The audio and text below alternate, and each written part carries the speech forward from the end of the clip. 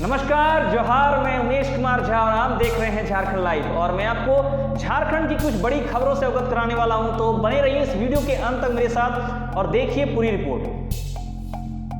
पहली बड़ी खबर वायरस H3N2 को लेकर है। जी हां, झारखंड में रांची के अस्पतालों में अब तक 40% से अधिक मरीज इसके बढ़ गए हैं और वहीं H3N2 के लक्षण वाले रोगी रिम्स में भी 24% पहुंचे हैं।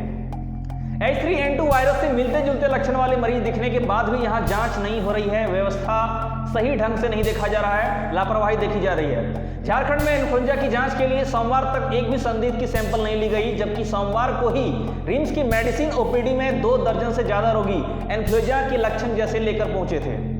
ये सभी 10 दिन से ज्यादा बीमार थे और इधर राजधानी में इन दिनों वायरल मरीजों में बढ़ोतरी हो रही है। सभी खांसी, जुकाम व बुखार के मरीज करीब 40% तक बढ़ गए हैं। ऐसे में शंका है कि इन्हें कहीं इन्फ्लुएंजा तो नहीं, तो ऐसे में इनका जांच करना बहुत जरूरी है। रिम्स के फिजिशियन डॉक्टर विद्यापति और स्वास्थ्य रोग विभाग के हेड डॉक्टर ब्रजेश मिश्रा के अनुसार इन लक्षणों के साथ आने वाले मरीजों में H3N2 वायरस होने की संभावना 60% तक बढ़ी है और करीब है।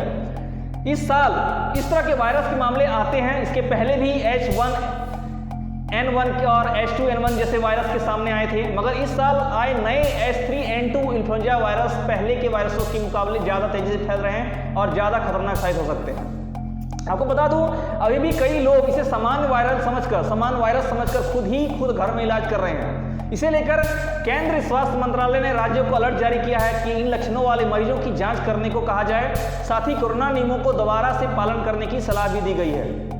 केंद्र से निर्देश मिलने के बाद राज्य में भी स्वास्थ्य विभाग ने इसको अलर्ट जारी किया है। इसमें कहा कि अभी स्थिति समान है, लेकिन लक्षण होने पर जांच जरूर कराएं। बिना डॉक्टर की सलाह के कोई भी दवाई न खाएं। जो मरीज इन्फ्लुएंजा ए वायरस के H3N2 स्ट्रेन से संक्रमित हैं, उन्हें 7 से 8 दिनों तक तेज बुखार रहता है। ये उनके लक्षण है, सामान्य लक्षण।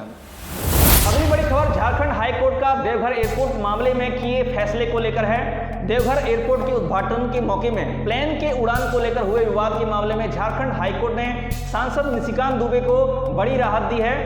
इस मामले में निशिकांत दुबे सहित मनोज वाजपेयी सांसद सहित 9 लोगों को आरोपी बनाया गया था। हाईकोर्ट के जस्टिस संजय कुमार द्विवेदी की अदालत ने क्रिमिनल रिट याचिका पर सुनवाई पूरी होने के बाद मामले को लेकर देवघर की कुंडा थाने में दर्ज प्राथमिकी को निरस्त कर दिया है। हाईकोर्ट के इस फैसले ने 9 लोगों को राहत दी है। सांसद निशिकांत दुबे, उनके पुत्र सांसद मनोज तिवारी, एयरपोर्ट निदेशक सहित 9 लोग इस मामले में शामिल हैं। इन्हें आरोपी मानते हुए FIR दर्ज की गई थी। निशिकांत दुबे की तरफ से अधिवक्ता प्रशांत पल्लव व अधिवक्ता पार्थ जलान ने पक्ष रखा, जिसमें उन्होंने बताया कि सूर्यास्त का समय 6:03 बजे था, 6:03 यानी था। नियम यह कहता है कि फ्लाइट उसका आधा घंटा बाद उड़ सकती थी और चार्टर्ड प्लेन 6:17 पर उड़ान भरी थी, तो 6 से बढ़कर 33 मिनट तक प्लेन को उड़ाया जा सकता था। इस उड़ान में किसी प्रकार के नियम को अनदेखी नहीं की गई थी, उससे उन्होंने दावा किया है। कोर्ट में पक्ष रखते हुए वकील ने कहा कि उन्हें साजिश के तहत फंसाने की कोशिश की जा रही है। कुंडा थाना में दर्ज प्राथमिकी को निरस्त करने का आग्रह भी किया। दूसरी तरफ राज्य सरकार की ओर से प्राथमिकी की दलील को विरोध हुआ, लेकिन कोर्ट ने डॉक्टर निशिकांत दुबे के पक्ष में फैसला सुनाया है। आपको बता दूं, देवघर एयरपोर्ट में सुरक्षा में चूक तथा बिना नाइट लैंडिंग या टेक ऑफ की सुविधा के सामने जबरन चार्टर्ड प्लेन उड़ाने के आरोप में गोड्डा के सांसद डॉक्टर निशिकांत दुबे, उनके 2 पुत्रों सांसद मनोज तिवारी सहित 9 लोगों को देवघर एयरपोर्ट उद्घाटन के दिन प्राथमिकी दर्ज कराई गई थी। यह प्राथमिकी देवघर के कुंडा थाना में कांड संख्या 169/2022 के तहत दर्ज की गई थी और जबरन चार्टर्ड प्लेन उड़ाने का आरोप लगाया गया था। अगली बड़ी खबर IAS राजीव अरुण एक्का को लेकर है। ईडी ने झारखंड कैडर के साल 1994 बैच के भारतीय प्रशासनिक सेवा के अधिकारी यानी IAS राजीव अरुण एक्का को 15 मार्च यानी बुधवार को पूछताछ के लिए बुलाया है। एक्का पर आरोप है कि उन्होंने एक निजी दफ्तर में बैठकर सरकारी फाइलें निपटाई है। इससे पहले राज्य सरकार ने IAS अधिकारी राजीव अरुण एक्का के खिलाफ जांच के लिए एक सदस्यीय जांच आयोग गठित किया था। एक्का के खिलाफ लगाए गए आरोपों की जांच झारखंड, हिमाचल, उत्तराखंड के retired chief justice Vinod Kumar Gupta करेंगे। सोमवार की देर रात तक कार्रवाई विभाग ने इस आशय की अधिसूचना जारी भी कर दी है। आपको बता दूं, पिछले दिनों भाजपा विधायक दल के नेता बाबूलाल मरांडी ने इससे संबंधित एक वीडियो जारी किया था, जिसमें वे पूजा सिंघल मामले के आरोपी विशाल चौधरी के आवास पर बैठकर फाइलें पर हस्ताक्षर करते हुए नजर आए थे। इसके बाद राज्य सरकार ने उन्हें मुख्यमंत्री के प्रधान सचिव पद से हटा भी दिया था। इस मामले की जांच 6 माह में पूरी होगी, ऐसा कहा गया है। आयोग सरकार को अपने निष्कर्ष, तथ्य और अनुशंसा से अवगत कराएगा और कार्मिक विभाग की अधिसूचना में उल्लेख किया गया है कि एक्का को लेकर जारी वीडियो के अनुसार यह सरकारी सेवा के तहत प्रमुख पदों पर रहते हुए पद का दुरुपयोग है और सरकार इन आरोपों के संदर्भ में स्वतंत्र और निष्पक्ष जांच कराना चाहती है। अगली बड़ी खबर झारखंड में साइबर क्राइम रैकेट का सीआईडी द्वारा किए गए खुलासे को लेकर है। जी हां, झारखंड सीआईडी को एक बड़ी सफलता हाथ लगी है। सीआईडी की टीम ने धनबाद जिले से 3 शातिर साइबर अपराधियों को गिरफ्तार किया हुआ है, जिसमें एक ऐप डेवलपर भी है। आरोप है कि यह साइबर फ्रॉड करने को लेकर ऐप बनाता था और साइबर अपराधियों को मुहैया भी कराता था। आपको बता दूं, बीसीए सेकेंड ईयर का छात्र ब्रजेश कुमार मंडल वो शख्स है जो न सिर्फ साइबर फ्रॉड किया करता था बल्कि इसके साथ ही दूसरे साइबर अपराधियों को भी क्लोन ऐप बनाकर 2000 रुपए लेकर उनको बेचा करता था। दरअसल सीआईडी को यह सूचना मिली थी कि एसबीआई, आईसीआईसीआई, एचडीएफसी और पीएनबी बैंक का क्लोन ऐप बनाकर लोगों के साथ साइबर फ्रॉड की वारदात को अंजाम दिया जा रहा है। इस मामले को लेकर एसबीआई ने अधिकारियों के सीआईडी के पास शिकायत की थी। एसबीआई के अधिकारियों ने सीआईडी के पास शिकायत की थी, जिसके बाद टीम का गठन कर मामले का जांच पड़ताल किया गया। इसके बाद मामले से संदिग्ध 3 साइबर अपराधियों को धनबाद के जिले से गिरफ्तार किया गया है। इन गिरफ्तार अपराधियों में से राजेश कुमार मंडल, राहुल कुमार मंडल और छोटे लाल मंडल शामिल हैं। आरोपियों के पास मोबाइल फोन, 1204 लैपटॉप, राउटर, 02 और बड़ी मात्रा में डाटा भी पाए गए हैं। मामले की जानकारी देते हुए सीआईडी डीजी अनुराग गुप्ता ने बताया कि ये ऑनलाइन ऐप को बेचा भी करते थे। हर ऐप की कीमत 2000 रुपए थी। ये ऐप न सिर्फ झारखंड के साइबर अपराधियों की सोशल मीडिया के माध्यम से बेची जाती थी बल्कि देश विदेश में अलग अलग कोने में इन्हें साइबर अपराधी इस ऐप को खरीदा करते थे राजेश के माध्यम से।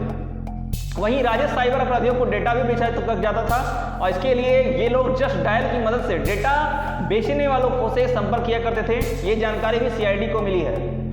अब रहा इस गिरोह के द्वारा जिन साइबर अपराधियों को ऐप मुहैया कराई गई थी उनको खोजकर उनकी टीम तक पहुंचकर उसका पूरा जांच पड़ताल करके इन पूरे जाल को तोड़ने की।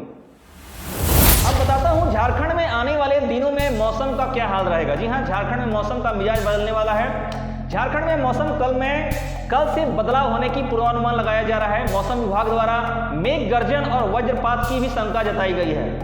मौसम विज्ञान केंद्र रांची ने स्टेट में येलो अलर्ट जारी किया है। वहीं मौसम केंद्र की ओर से बताया गया है कि 15 मार्च से राजधानी रांची सहित राज्य के 14 ऐसे जिले हैं जहां मौसम में बदलाव होगा और इन जिलों में वज्रपात के साथ साथ मेघ गर्जन यानी कि बादल गरजने का भी संभावना हो सकता है।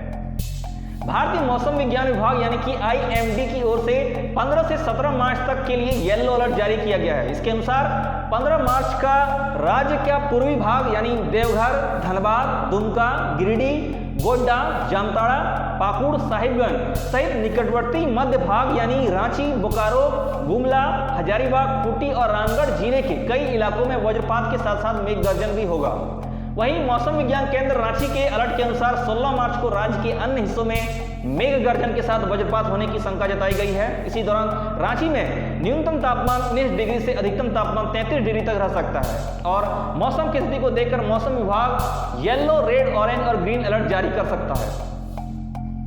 अब मैं आपको बताता हूं कि मौसम विभाग के द्वारा येलो, रेड, ऑरेंज और ग्रीन अलर्ट जो जारी किया जाता है इसके बारे में कि ये क्या होता है। तो पहले येलो अलर्ट के बारे में जानिए। आपको बताता हूं कि खराब मौसम की आगामी स्थिति को बताने के लिए मौसम विभाग अगर येलो अलर्ट जारी करता है तो इसका मतलब ये होता है कि एक तरफ से खतरे की घंटी होती है। मतलब ये हुआ कि मौजूदा स्थिति में बेशक खतरा नहीं हो लेकिन कभी भी मौसम की खतरनाक स्थिति आ सकती है, इसलिए आप इसके लिए तैयार रहें।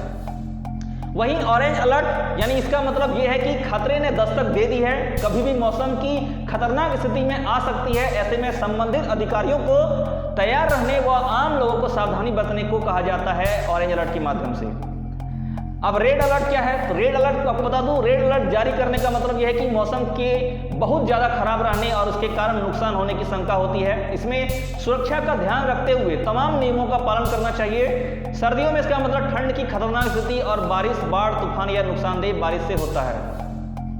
और ग्रीन अलर्ट का मतलब है कि मौसम एकदम क्लियर है और घबराने की कोई बात नहीं है। आप खुद को सुरक्षित समझें और मौसम को लेकर बेफिक्र रहें और अपने रेगुलर काम को जारी रखें। तो इन मौसम के अलर्ट के माध्यम से आप जान सकते हैं कि आपको किस तरह से सावधानी बरतनी है। अभी के लिए इतना ही। हम आपसे आगे फिर मिलेंगे नई खबरों के साथ। हमारे साथ अंत तक बने रहने के लिए आपको धन्यवाद और यूं ही झारखंड की हर खबर से जुड़े रहने के लिए देखते रहिए झारखंड लाइव।